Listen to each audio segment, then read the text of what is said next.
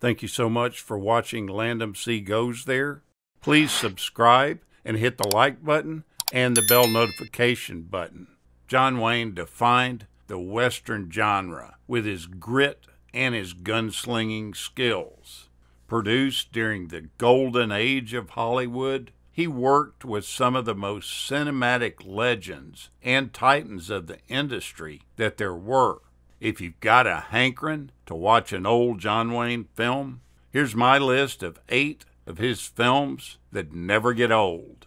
Number 8 would be The Sands of Iwo Jima from 1949. In the movie, he plays a much darker, less lovable character than audiences would seem used to. He brought the role of Marine Sergeant John Stryker to the big screen in an exceptional way. He's loathed by his men, and his disposition isn't truly understood until they're thrust into one of the bloodiest battles of the Second World War. Wayne was nominated for an Oscar in the film, and the movie itself was nominated for 4 total. He made several war movies, but The Sands of Iwo Jima is the perfect choice to give another watch. Number 7 would be Chisholm from 1970. In this, he plays the cattle baron role of John Chisholm as he teams up with historic figures Billy the Kid and Pat Garrett as a land developer and a corrupt sheriff attempt to take Chisholm's ranch in Lincoln County, New Mexico. Audiences love this film, and it adds a really nice touch to have recognizable character names and historical content from the Lincoln County Land War of 1878. Wayne would bring along familiar faces to this movie. Fans also appreciate the wiser, more fatherly role of Chisholm, allowing this film to hold a rank in this John Wayne marathon that we're putting together. Number 6 would be Hondo from 1953. It's based on a Louis L'Amour novel. The movie follows the journey of the title character, Hondo Lane, as he befriends a woman and her young son after they are abandoned by her husband during an Apache attack. This trio forms a very strong bond as Angie refuses to leave their homestead. Angie is played by Geraldine Page, and her performance would earn her an Oscar nomination for Best Actress in a Supporting Role. Hondo features a younger Wayne, but is still complete with his iconic vest and bandana. The movie earned great praise from all the moviegoers back then, and it's still worth praise today. In the number 5 spot, The Man Who Shot Liberty Valance from 1962. It contains a triple threat cast of Hollywood's finest leading men and another Wayne leading lady. This film is one of cinema's most revered westerns. When Senator Stoddard, played by James Stewart, returns home for a funeral with his wife Hallie, played by Vera Miles, an inquisitive newspaper ends up questioning Stoddard's business in town. Through flashbacks, the story of Stoddard's unexpected friendship with John Wayne's character unfolds as Stoddard recounts their involvement and search for justice against local criminal Liberty Valance, played by Lee Marvin. John Ford directed the film during the height of his career, and he brought together Hollywood's finest trio, Wayne, Stewart, and Marvin, which flowed seamlessly throughout the film. This movie is one that you need to watch again whenever you feel the craving for a solid, old-fashioned Hollywood Western. Number 4 is The Searchers from 1956.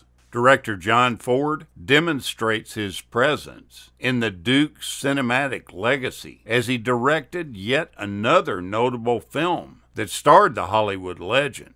In this epic and dark Western, Wayne stars as Ethan Edwards, a Civil War veteran determined to rescue his niece Debbie after she is kidnapped by a Comanche tribe following the slaying of her family. lacking the jolly, cheerful disposition of the usual John Wayne cowboy, Ethan Edwards is a role in which he spends a considerable part of his life after the war searching for Debbie. Surrounded by regular John Wayne film cast members, audiences rallied around this 1956 film, making it a watershed installment for both John Wayne and the genre itself. Number 3 is The Quiet Man from 1952. Starring alongside leading lady Maureen O'Hara, Wayne plays a retired American boxer named Sean Thornton. As he retires to his family's homestead in Ireland, where he falls for Mary Kate despite her brother's refusal. This romance is beloved by critics and cinemagoers, strictly because of the excellent performances by O'Hara and Wayne. It was nominated for 7 Oscars, and the film would take home 2, one for Best Director, that being John Ford, and Best Cinematography. Yet again, we have another excellent collaboration between Ford and Wayne. The Quiet Man is a quiet, reserved break for John Wayne's large fan base as it turns the focus from conquering the West to love and peace.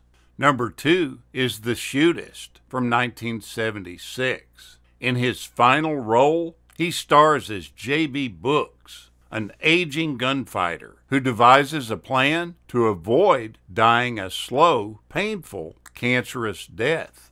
After renting a room from the widowed Bond Rogers, played by Lauren Bacall, and her son Gillum, played by Ron Howard, Brooks comes face to face with characters coming forth with questionable intentions, paralleling John Wayne's real-life cancer diagnosis that ultimately led to his death in 1979. Brooks refuses to go quietly into the night with his terminal diagnosis.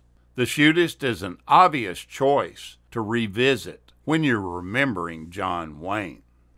In the number 1 spot is the 1969 film True Grit. No character is more memorable than the one-eyed fat man Rooster Cogburn, and it takes the top spot of the most rewatchable John Wayne films. After her father is murdered, Maddie Ross, played by Kim Darby, enlists the help of a drunken U.S. Marshal, Rooster Cogburn, and a Texas Ranger, played by Glenn Campbell. They're hired to help hunt down the man responsible as he travels with a band of notorious criminals through a dangerous territory. A decade before his death, John Wayne would win his only Best Actor Oscar for this role.